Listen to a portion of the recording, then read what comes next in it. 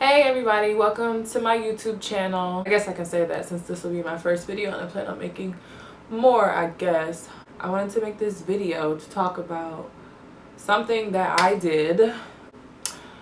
I drove 36 hours by myself from Cleveland to Los Angeles. I got a lot of questions. I had a lot of people like send me DMs and messages asking like how I did it, and, you know, being a woman, things of that nature. Doing it by myself, so I just wanted to touch on those. If you like what you see here, you know, like, comment, subscribe. If you have questions, you can leave them in the comments, or you can like message me on Instagram, whatever, @_ Naitai Naitai. But let's get started. So yeah, I decided to move from Cleveland to LA, and I was researching like all the different options on how to get here, because a lot of people that I know that move long distances, they really didn't take anything. They bought all their furniture new.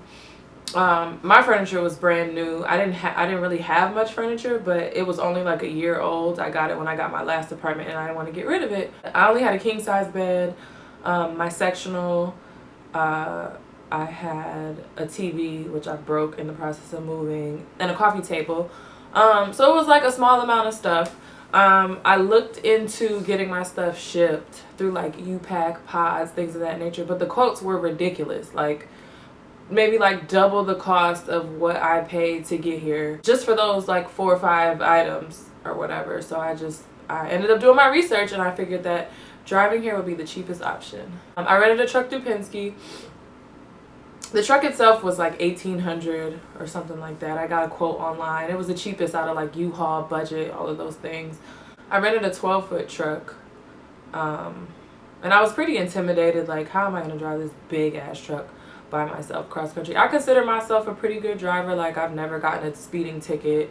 I've never gotten a ticket, period, for anything. Like, I don't have any points on my license or anything of that nature. So I trusted myself with it, but at the same time I was still kind of scared.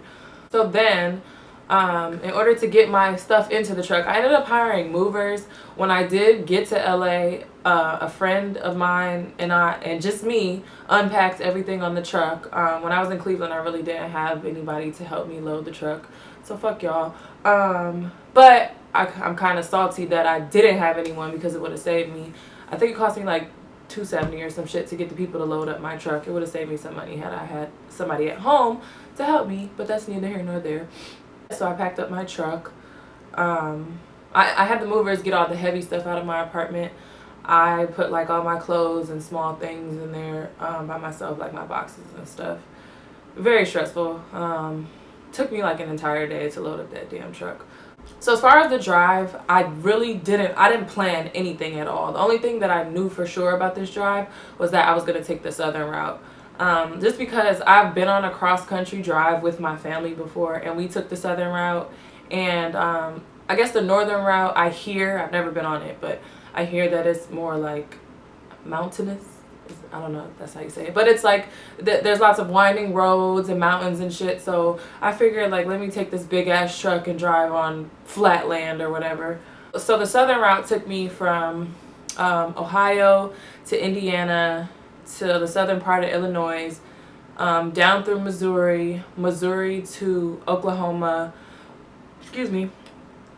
Oklahoma to New Mexico to Arizona to Los Angeles. So freaking long, 36 hours. I didn't really bring anything in my truck. The crazy part about this is I was Googling like driving cross country by myself, or driving cross country by yourself as a woman, and things of that nature for tips and stuff. But it was all just pretty much common sense stuff. Like they were saying like bring snacks, bring water, whatever. I brought water with me. I didn't bring snacks. I figured I would just stop along the way and like buy food or whatever. I didn't have a good meal for 3 days. Like, I was eating freaking Subway. I had Chick-fil-A like twice. I was stopping where like the food options and like around the gas stations were the most decent. Like, I was so happy to get a home cooked meal when I got to LA.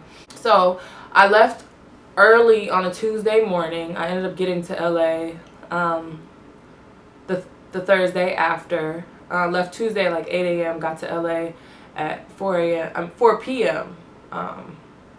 that Thursday. The first night I drove straight from Cleveland to Tulsa, Oklahoma. So it was, I think it was like 14 hours. Some crackhead shit.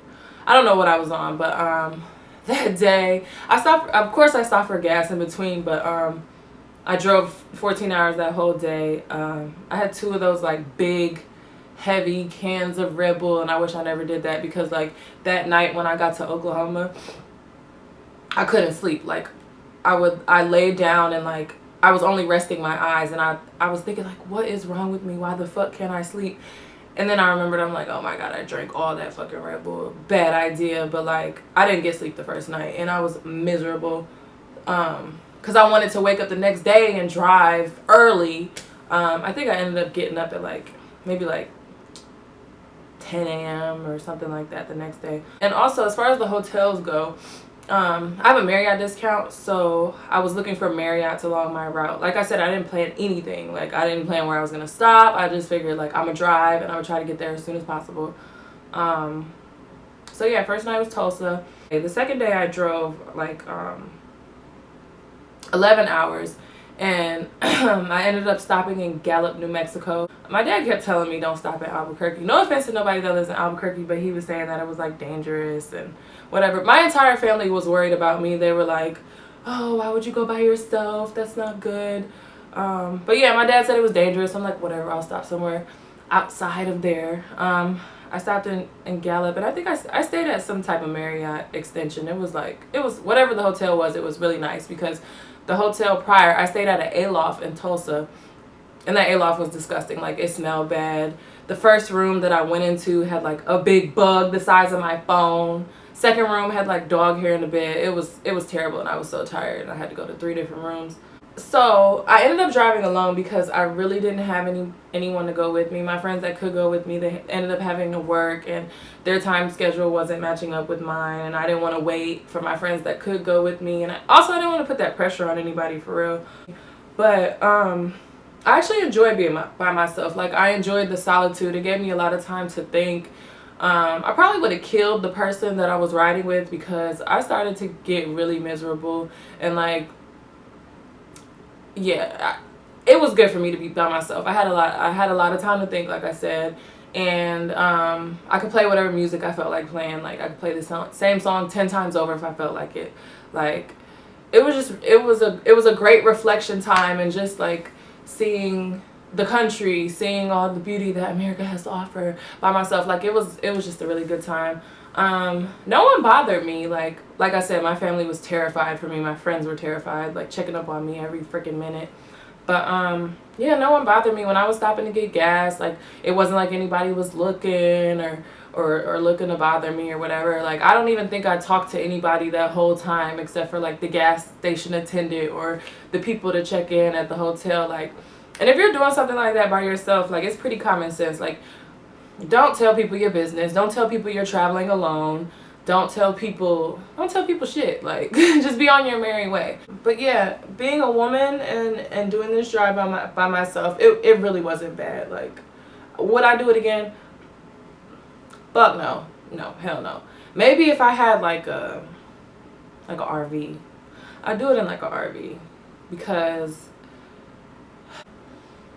I wouldn't do that shit again. I thought about also pulling my car behind me on the truck, but I didn't want that responsibility. I didn't want to damage my car, like, and just the thought of the truck being that long plus my car was like terrifying, and me having to back up in the places and do things like that. No, so I ended up getting my car shipped. Shipping my car from Cleveland to LA ended up costing me like $1,000. As far as the pricing as everything goes,